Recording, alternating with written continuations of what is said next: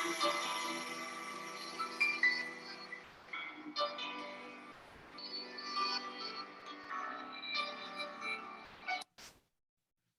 evening, everyone. Here Imran Abbas. Again, we are live with another legend of bariatric surgery from another part of the world, Professor Antonio. So Professor Antonio is a well-known bariatric surgeon, and he is from Brazil, and he has excellent experience in sleeve gastrectomy. In my opinion, this is great opportunity for all of us and for our viewers to know more about safe sleeve gastrectomy. As you know, sleeve gastrectomy is the most common bariatric surgery at this globe. We have started this series of sleeve gastrectomy interviews from July 2021, and it will continue till December. As you know, viewers, so we have started these series of interviews from Jan 2021 with the series interviews of MGB, OAGB, and we have finished this series in June 2021. That was excellent sum-up session. And again, regarding sleeve gastrectomy, so our sum-up session will be in December 2021. So we will have same repeat questions, and you must continue to watch our series, and there will be lot of information and practical things you can learn from Professor. Professor, so much thanks. It is great honor really for all of us, for myself, to have such a great personality and to interview such a prestigious figure. Sir, over to you. Abraham, thank you so much for the invitation. It's an honor really to be sad to be here with you. And I hope this interview will be very, very good for the youngest, mainly. You know, as you said, the sleeve is the most common operation performed around the globe in the US, not here in Brazil yet, but it's still growing fast. And because it's a falsely simple operation, because it's not simple, it's a tricky operation.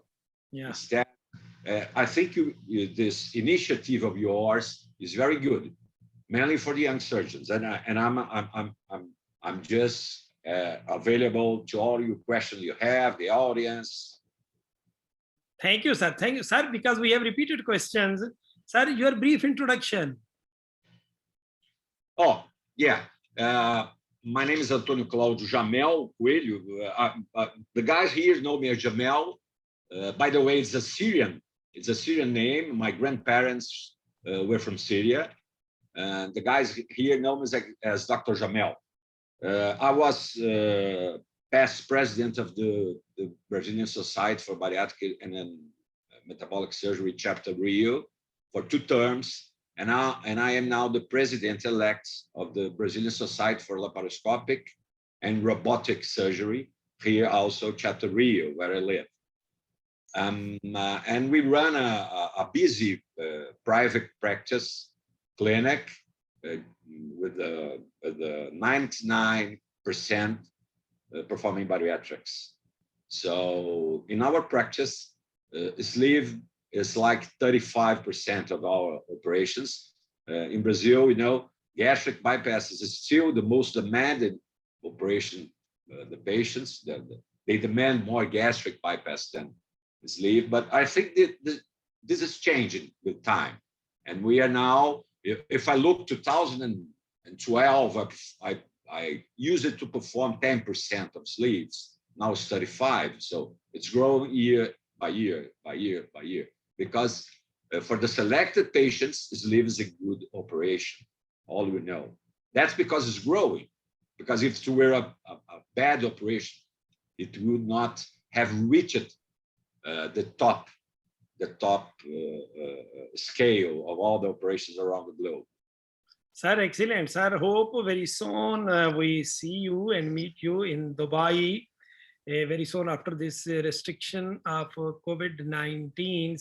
Sir, we are interested to know about your bariatric surgery journey, when you have started bariatric surgery and how you, so about your journey of bariatric surgery. We are interested to know about this. Yes, we began the laparoscopic digestive surgery in the very beginning, in 1991, and we began in 1999 the bariatric surgery practice. On those days, we used it to do it open. Most of the world did it open. We had lesser options of operations. Capella operation, that's the ancient gastric bypass, banded gastric bypass, scopinaro, and duodenal switch, all open, all in the open fashion. And by 2005, we began to perform it laparoscopically. And then that's this, the rest is a history. So we began in 1999. So we have 22 years of experience in bariatrics. Sir, excellent. As you have mentioned, now you are practicing bariatric surgery more than 2 decades. So my question about starting a sleeve gastrectomy, when and why you have started sleeve gastrectomy? Yes, that's a good question. That's a good question. Sorry. My first sleeve was performed in 2009. So 11 years ago. And why I began? Because I had we had a surgeon here that that's incredible. But the guy until 2 years ago still was performing limit and pain operation. You know that jejunal ileal bypass only. Yeah. So the patient had a little weight regain. So I started with upper GI series, and I saw that he had many of all the ileum and the most part of the jejunum on the food route. So I decided the libertary route. So I decided to add a sleeve in this lady, and it was a very good operation to her. I didn't touch the bowel, but I just added a sleeve to the operation, and the lady came on very, very, very good. So after that, we began to performing more sleeves, especially in low BMI patients. I think sleeve in low BMI patients, we have a very good result. So we began slowly and growing each year, adding sleeve to our practice. And as I told you before, nowadays we have 35% approximately our practice as a sleeve gastrectomy. Sir, excellent. As you have mentioned, so your total bariatric surgery practice, 35% belongs to sleeve gastrectomy. Now more than 1 decade, you are doing a sleeve gastrectomy. So during this period, definite, you have faced some short and long times complications. To decrease these complications, so because we learn with our, so when we face some complication, then we learn, yes, we must do this, and definite, we change our technique. I want to know evolution of your technique during this decade. So you can also show any video, any clip about your technique. So nowadays in 2021, especially for our youngsters, so which technique is better for better results? Well, that's a good question. You know, when we started sleeve gastrectomy a decade ago, we were watching our colleagues having very difficult complications with long periods of fistula, very, very bad results. So we started doing what I should say, a fear sleeve. Yeah. You know, a more large sleeve, very, very far away from the incisura. So what we have seen after some kind of years, we have seen weight regain and especially reflux. Yeah. So we are changing. I had never had a fistula, thanks God, but I have had a very issues with weight regain and reflux. Reflux is for me is the most concerning issue in the sleeve gastrectomy. Of course, all of those sleeves that were very large have already been converted to any one operation, more often gastric bypass. So from 7 years to now, we have changed our technique. We have a more tight sleeve around 6 French bougie. That's it. That's what we do. And we run a fellowship here in our clinic that was closed due to pandemic, but we're coming back in 2022, hopefully. And for the first time, when we want to show how we do a safe sleeve to the youngest, we perform a roadmap, a real roadmap that I'd like to show you, if you will. Please, sir. Just right now. Hopefully, I think everybody can see it. Yeah, we can see, sir. And now it's a very short video.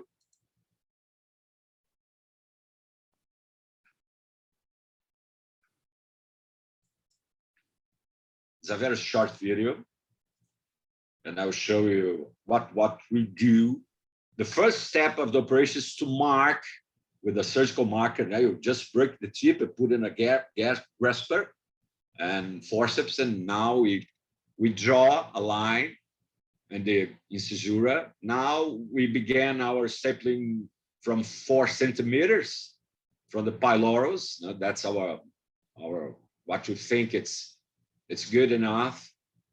4 centimeters. So we mark the 4 centimeters. Then we ask the anesthesiologist to put the bougie down. And when the bougie is down, we began to mark right in front of incisura, as you can see, right in front. And then we began in the bottom of the stomach, just beside the 36 French bougie, in order to make not a tight sleeve over the 36 bougie, but rather a loose sleeve. As you can see, we do not take down the gastrophrenic ligament because we want to preserve the wrist angle. As you see here, we don't take it down.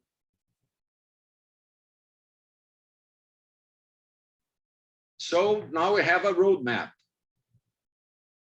And it's very important that it's right in front of the incisura, and you see why. Because when you put our first stapling, we just take down all the gradient curve before the starting of the firings of the stapler. We use at the first fire a 45 blue Medtronic or a green Ethicon loads for the first firing, 45. Now we take down, or with the ligature or the ultrasonic, whatever you want, or whatever you feel comfortable. They are the same, the results are the same.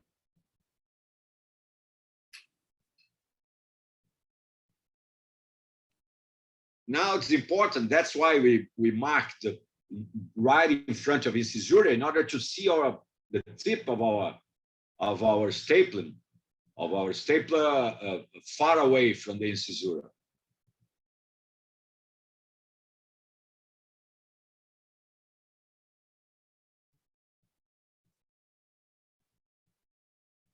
So you see, sleeve is a straightforward operation, but a very tricky one.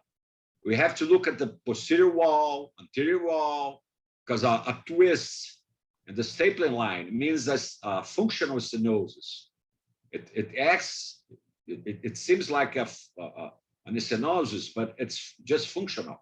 You really don't have any stenosis there. So now we articulate a 6 millimeter purple load, and you see we go through our mark there, as you can see. Only, yes, as you can see, we are looking for a not to tight the incisura. Now we observe the posterior wall. We want to have basically the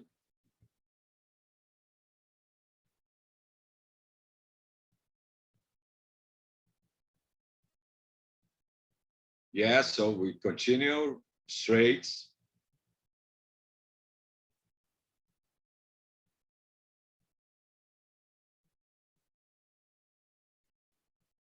We oversew all the sleeve, not because of fistula, not because of anything, rather than bleeding. The longer the staple line you have, it's more likely to bleed. And we have had some bleeding cases. And so we started to routinely overseal with PDS or any other absorbable, if you want to do that. But not because of fistula. There is no relationship between oversewn and low incidence of fistula. So we have here, and we do now a blue dye test just to see. You know, as you can see, you have a good emptying of the blue dye there. And that's the way we perform a sleeve nowadays. A loose 36 French bougie sleeve. Let me stop sharing. Sir, excellent, really excellent demonstration. I have some question. When you pass this bougie, are you pass from pylorus to duodenum? No, almost in pylorus. I don't cross it. I don't cross it because if I cross it, we have a curve that will make a vicious position of the antrum. So we never pass the pylorus. Yeah. Regarding Omentopex, what is your opinion? Yeah, I have already done some Omentopex. You know, I really don't think Omentopex can fix a really twisted staple line. Because if you don't observe the posterior wall before firing, you have a twist there. And I don't think I think the rationale that everybody who performs Omentopex is to fix twisted staple line. I really don't think it will be able to fix it at all. But yes, it's a good way to patch a staple line. I don't have anything against it, but I really prefer to be fair before fighting and look once, look twice, look third times to the anterior wall, to the posterior wall before fighting, because a twisted staple line is a tragedy to a sleeve. Sir, excellent. Sir, what is your protocol of pre-op gastroscopy, and also you follow your patients post-op endoscopy? Yeah, good questions. You know, the Americans, ISMBS, for instance, don't recommend preoperative endoscopy for a gastric bypass, for instance, only for sleeves. Our society, in the other hand, recommends for everybody. So we scope everybody in preoperative workup. In the preoperative workup, we perform a gastroscopy in everybody. And especially in sleeve, 1 year after, we scope again. Because, of course, you are aware of Janko series, and when he published the 17% of Barrett's esophagus in a asymptomatic patients, we became very worried about that. So we began to call all of our patients with more than 1 year of sleeve, and we began to scope everybody. But, you know, I have never seen one of this kind of result that Janko published 4 years ago. I have never seen a Barrett esophagus after a sleeve. I have seen, yes, esophagitis. We have converted to gastric bypass due to esophagitis, but never. I have never seen a Barrett esophagus in more than 400 scopes, post-operative scopes after 1 year. So I don't know what happened to them. I don't know if they indicate sleeve gastrectomy for everybody, including those that have already reflux prior to the operation. And then, of course, if you have reflux and you perform a sleeve, you worsen the reflux. So I don't know if that's the case of the Janko series, but I have not seen this in our own series. Of course, it's not published, but I have never seen. I don't know your experience, but I have never seen. Sir, what are your thoughts on H. pylori eradication? Well, that's another good question, because when you look to the Americans, they don't perform an upper GI for gastric bypass. So I wonder, they have thousands of patients with H. pylori walking around there. So, but here, as we scope everybody, and when the patient has indications for gastric bypass, we do eradicate or try to eradicate H. pylori. But of course, when I have a sleeve patient, I don't care about it because I have access to the stomach all the time. So I don't care about H. pylori when I'm performing a sleeve. But on the other hand, as I have a excluded stomach there, I care about at least try to eradicate H. pylori. Sir, excellent. Sir, in your view, what would be the absolute and relative contraindication of sleeve gastrectomy? Yes, as I had told you before, I'm very concerned with reflux. I had a case, just for a break here, I had a very tough case 3 weeks ago. A guy who performs only sleeve here in Rio de Janeiro performed a sleeve gastrectomy in a patient with grade C esophagitis, preoperatively. So he said to the patient, no, you're obese. Obesity has a relation with reflux. We get thinner, the reflux will resolve, so on. So what happened ultimately is that I have to admit the patient in our hospital, that she could not eat anyway. So I had to put him in total parenteral nutrition for 2 weeks in order to operate and convert to a gastric bypass. So reflux is my concern. So when I have a patient with grade B esophagitis with hiatal hernia, I very symptomatic, I think that gastric bypass is a best operation for this patient. On the other hand, because we have to make a difference here, you have to make the patient that became a reflux patient because they became obese, or the patient that was already a reflux patient and became obese. That they are two different patients. So when I find that reflux patients that became obese, that's my patient to gastric bypass. Otherwise, if I have a B esophagitis, A esophagitis, no hiatal hernia, patient tells, oh, I began to have some kind of reflux after I became obese. So I think sleeve is a good operation for this patient.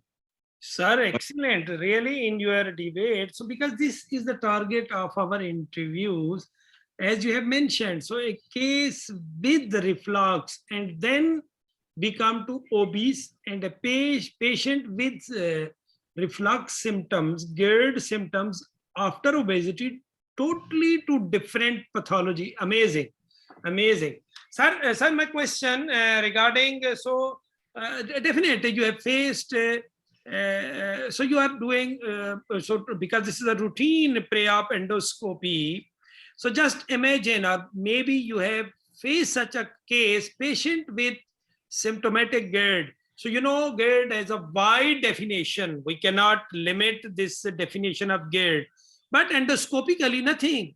You see endoscopically, no reflux, no esophagitis, and you go ahead for a sleeve gastrectomy, but situation become worse. Condition become worse after surgery. Have you faced such a situation? Yes, yes, sometimes not, but sometimes. We try to put the patient in medications, PPIs, before doing something, try to manage the diets. And, you know, many patients, they have reflux because of the diets. Those patients that you have a normal endoscopy prior, no hiatal hernia, no esophagitis, and then after the operation, they began to start some reflux symptoms. You know that many times it has to do with the diets, dietitian. So we put the dietitian on, we start PPIs and observe. If eventually we cannot control the symptoms with the medications, the only operation you can do, the only one, is a gastric bypass or reflux. You cannot do any kind of revision operation other than gastric bypass if the reason for the revision of operation is reflux. I don't know if you agree with me, but I think it's the only operation we can do. Sure. So, sir, one of the nightmare after a sleeve gastrectomy is leak after a sleeve. Definite, maybe you have faced or your colleagues have faced. This is no doubt. So, when after a sleeve gastrectomy, we face such a situation. So, in your technique, because this message is for our youngsters, what they must do to prevent this leak. So, this distance from EG junction, dissection, use of stapler. So we want to hear from your side. Very, very good question, Imran. I think we have three cardinal points to prevent a leak. First one, distance from incisura. Yeah. This is the most important thing. A tightened incisura is an angle of his fistula. You know, you make a bad technique down here, but you have a leak up there. That's the first point. Second point, a straightforward staple line. Every time, look for the anterior wall, look for the posterior wall, look once, look twice, check if you are straight forward in your stapling line, and this will be a good thing. And the third one is the distance from the GE junction. I think Michel Gagné, for instance, says that you have to go more tight to the GI, otherwise you have reflux and so on, so on, so on. But we know that we have a bad blood supply out there. We have a very bad blood supply there. So we don't dissect the gastrophrenic ligament. So we go just right 1.5 centimeters distance from the GE junction. And a secondary issue, in my opinion, is the choice of the loads. So remember, when you have balloon patients, you have a very, very sometimes difficult situation when you come in.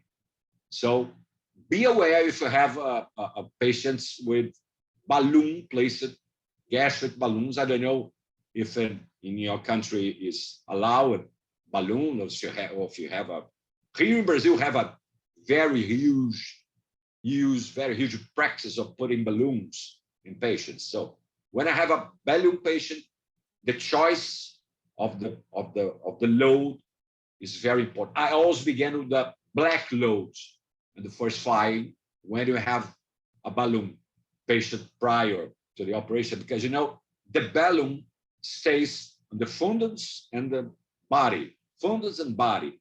And so the thickness of the wall there in front of the caesura, normally you see a white scar tissue normally in this kind of patients. And you have to pay attention because your first fire will be very difficult, even with a black one. I have already broke some staplers, some pistols in this kind of patients.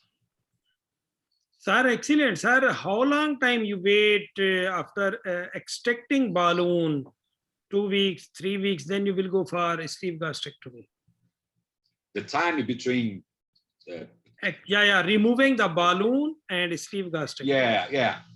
The endoscopists, they are very benevolent, let me say, with the balloons. They say, oh, after 2 months, I prefer to wait 4 to 6 months. And even though I have already performed sleeves 2 years after a balloon, and I have problems with first fire and breaking pistols, and many times some patients places or request placing 4, 5 balloons in 5, 6, 7 years. So these patients are the worst. They have a very, very thick stomach. So it's very dangerous. So you have to be very, very aware with a patient that have already placed balloons preoperatively. Preferentially, I would just wait 6 months to perform a sleeve.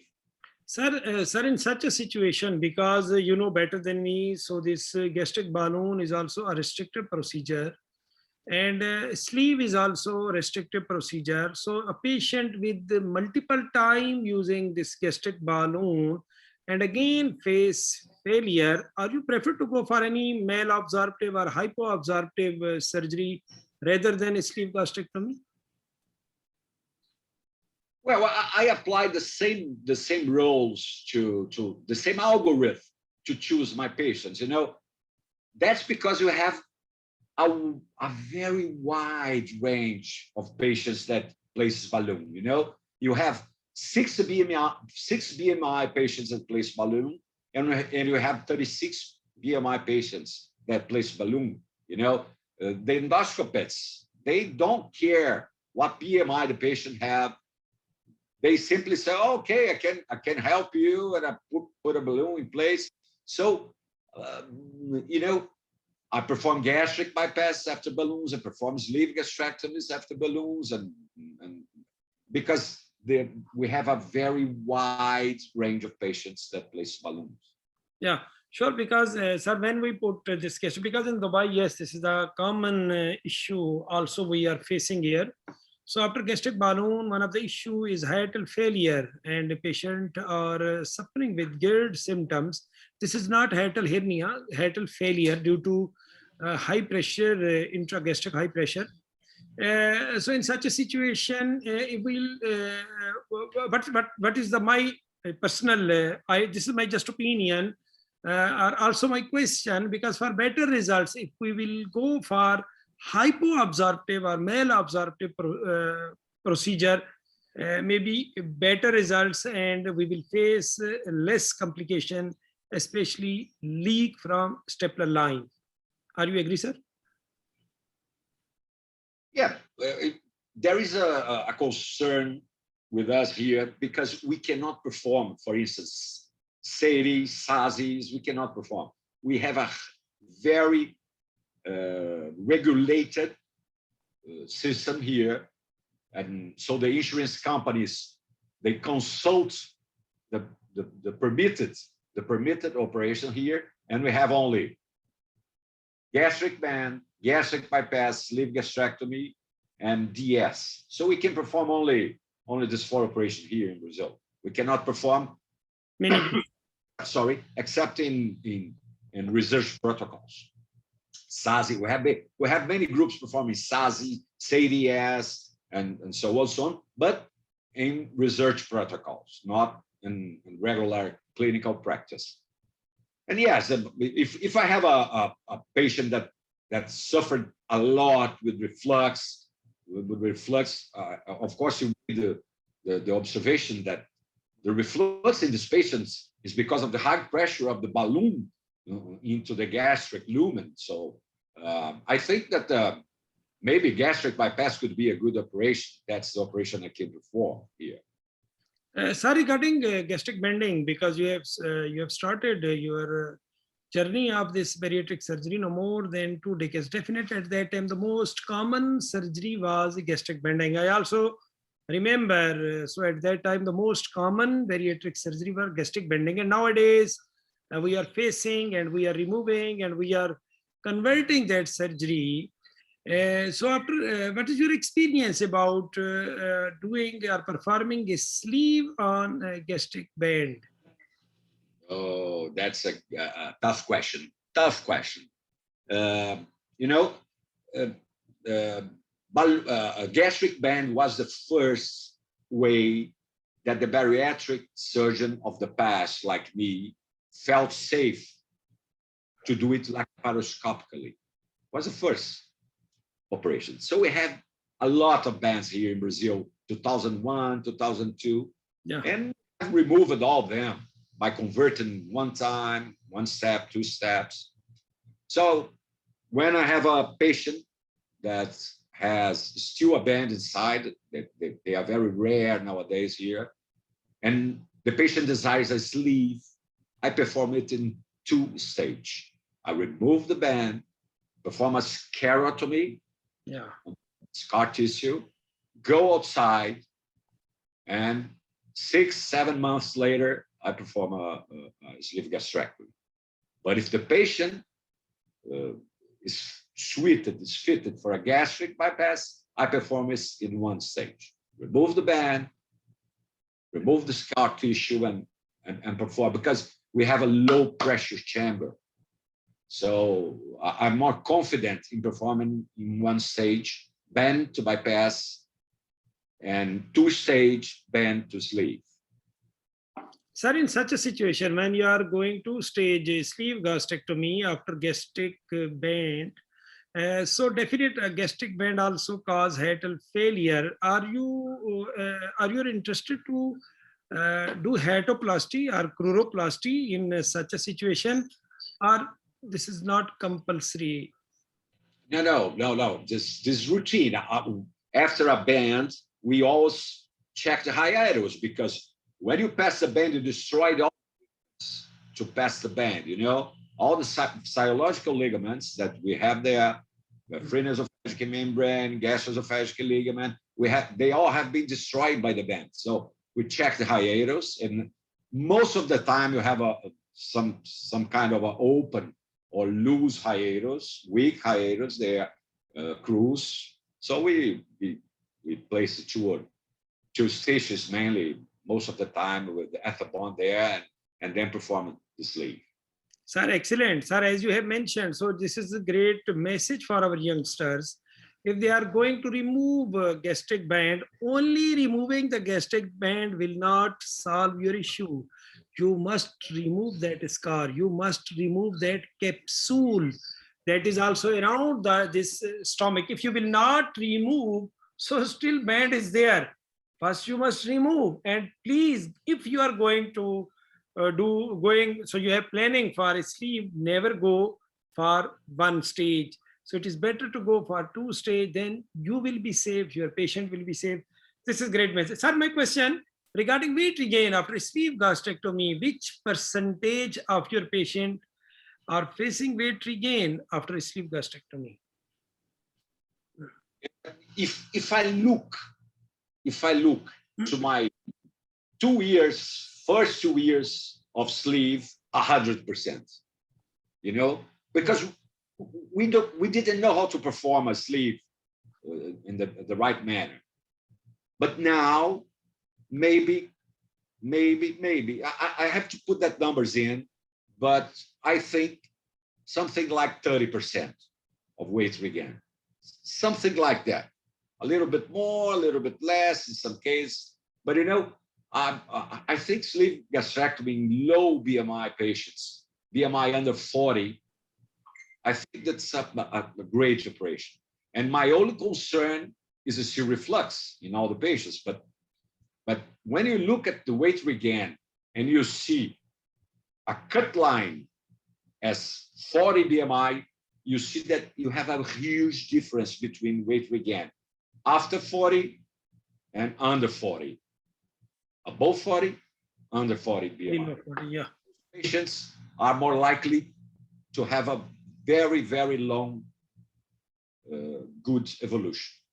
Yeah, sure. Sir, again, so a patient with the weight regain after a sleeve gastrectomy, but there is no GERD symptoms and there is no complaint of reflux, but just weight regain.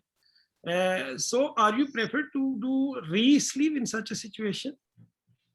Have any experience? Good experience? No, I have already performed a gastric bypass in a patient that have already re-sleeve. And when I came in, the sleeve was very, very, very dilated, even after re-sleeve. I have never performed one re-sleeve. I don't think that gastric bypass is the best operation for weight regain. I'm not facing good results without it.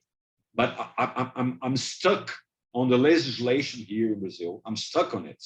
So I cannot perform a CDS, for instance, that I think it would be for weight regain a better operation than gastric bypass. But I'm not, hopefully next year, what we are seeing here is that we will have clearance to perform SASI, SADI,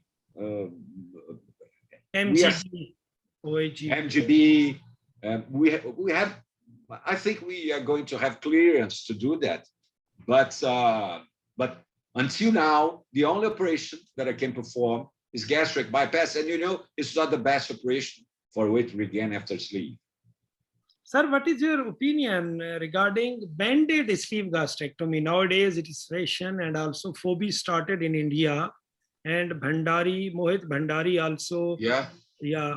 Have you any experience regarding this technique? No. And I would ask you a simple question.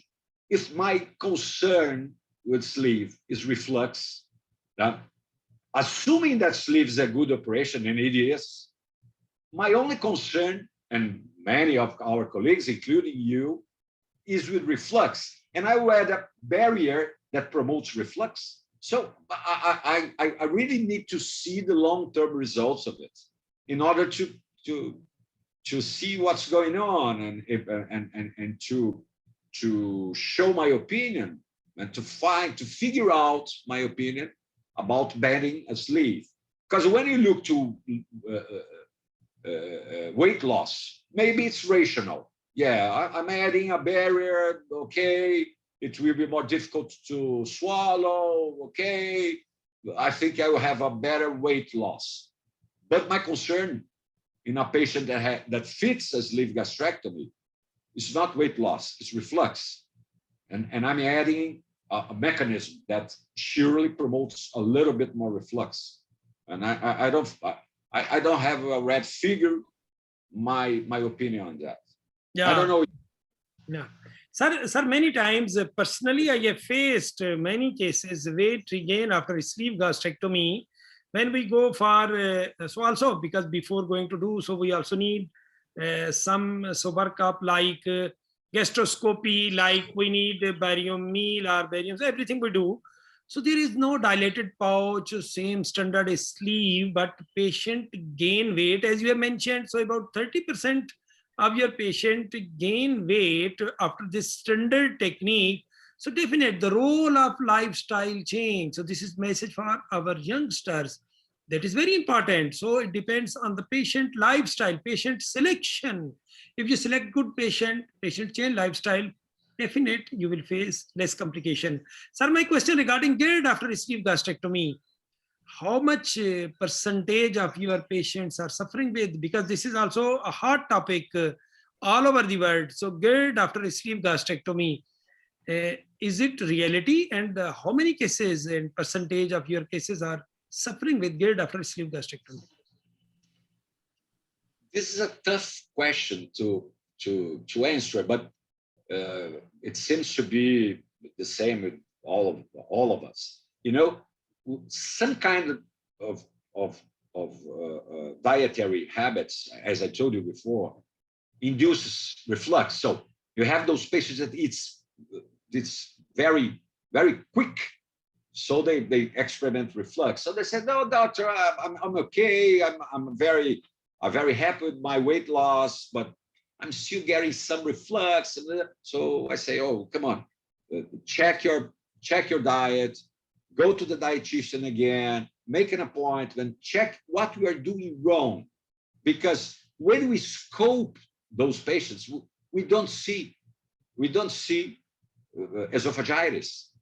So, but still they have reflux symptoms. So most of the time, it can be due to eating habits, the dietary habits of the patient. So, but undoubtedly, this leaves a reflux-like operation, because you have a restriction when you swallow, and if you perform a dynamic barium meal in all sleeve patients, you see some kind of reflux just after the meal passes the G junction. It will come back a little bit and then empty the stomach. So sleeve is an operation that will induce some kind of reflux, but look at that.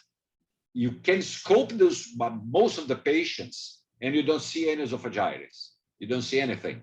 So I think it's more functional than really a GERD, a real GERD issue. Yeah, definite, sir. So because this, and how many cases, sir, you have changed or converted to Roux-en-Y gastric bypass due to intractable GERD, your personal cases? Yeah, I told you I have this dramatic case 2 weeks ago, but we have I think 10% of the patients will have already had a conversion to gastric bypass due to reflux, GERD, not weight regain, GERD. So because we select patients before those patients are de novo GERD. Yeah. So again, sir, this is a huge figure, because if we think about this, so also we must think, and sir, what is your protocol of using this PPI after initial sleeve gastrectomy? How long time you suggest your patients to use this PPI? Yeah, it's a good question also. We always prescribe 4 weeks of full dose PPI. 4 weeks, the first 4 weeks. Then we start to take it out and see what happens. Most of the patients will be very good without PPIs. Those 10 to 15% of patients that we have complaints of GERD, we scope them all to see what's going on. Is your habits, is your eating habits, or you have a real reflux here with esophagitis? If you see some kind of esophagitis, we start PPIs again, and we try. Many of these patients stays with PPI for the long term. I think you have some kind of patients also that still are on PPIs, good weight loss, but needs the PPI to have a comfortable day. Yeah, sure, sir. Sir, so I have also another tough and political question regarding endoscopic gastroplasty. So Galvao is our friend. My friend. So what is your opinion, sir? Yeah, you have to be clear. We have to be open-minded, in my opinion. All procedures fits some kind of patient. All procedures, you know. If I stand in my clinic and say, everybody here will have a sleeve gastrectomy, everybody here, so I will have bad results in this kind of way of practice bariatric surgery. If I send on my clinic essay, I will perform endoscopic sleeve gastrectomy for everybody, I will still have bad results. So what I think, in my opinion, endoscopic sleeve gastroplasty has its role in bariatric medicine. For instance, if you have a very, very big, sick, old patient lying on a bed, so you can perform endoscopic sleeve, because this is a very risky patient for a general anesthesia, surgery. Okay, so maybe it's a role for the endoscopic sleeve gastroplasty. Maybe if I have a 28 BMI patient that wants to lose weight, why not? Why not perform an endoscopic sleeve gastrectomy in a 28 BMI patient, 39, 30, that I cannot perform an operation, 32, 31. So I think endoscopic sleeve gastroplasty has its role in bariatric medicine, in obesity, in the extremes, you know, the very ill, the very sick patient there, and the very, very low BMI who is not suitable for a regular bariatric operation. So I think Galvão knows my opinion, and it's not because I'm a great friend of him. No, it's not because of that. We have already talked a lot in the meetings, in NIRCAT, everywhere, that I think endoscopic sleeve gastroplasty has its role in bariatric medicine. That's it. Sir, really so much thanks. And this interview was really more practical, and there was a lot of points. Personally, for myself, I have learned a lot. This is reality.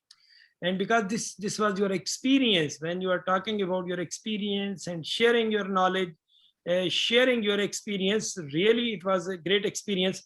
Sir, because we are going to end of our interview, what is your message for our youngsters who are just now going to start sleeve gastrectomy and they are thinking, so sleeve is okay, easy, just 2-3 staplers and there is nothing. So please, message for such a youngsters. Yes.